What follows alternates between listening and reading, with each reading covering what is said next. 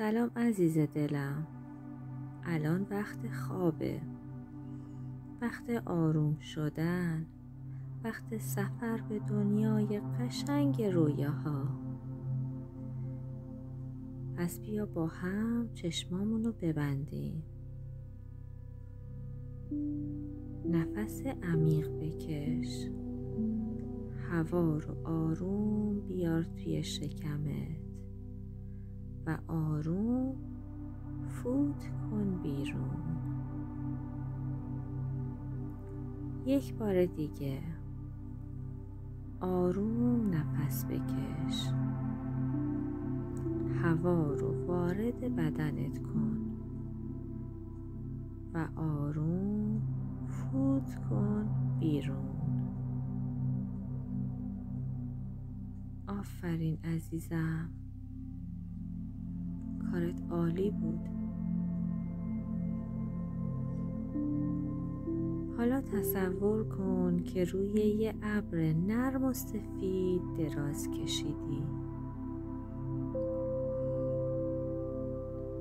این ابر مثل یه بالش جادویی تو رو آروم آروم میبره به سرزمینی که فقط تو میتونی بری.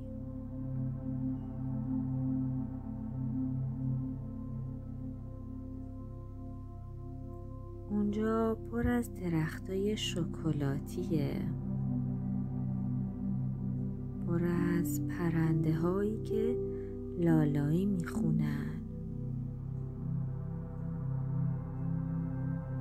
خرگوشایی که با مهربونی نگات میکنن.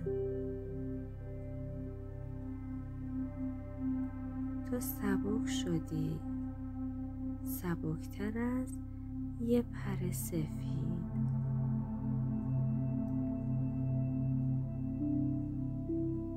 ابر جادویی آرومتر از همیشه تو رو بغل کرده.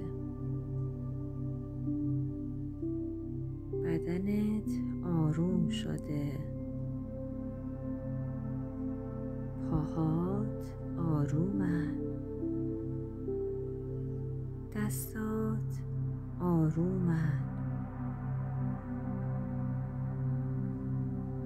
صورتت نرم و رها شده.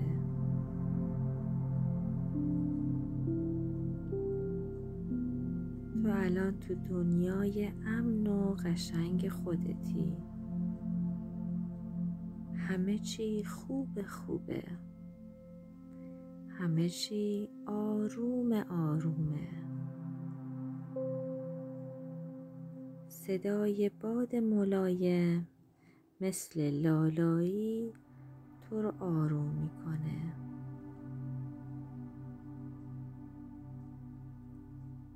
و حالا وقتشه. چشمات بسته است، دلت آرومه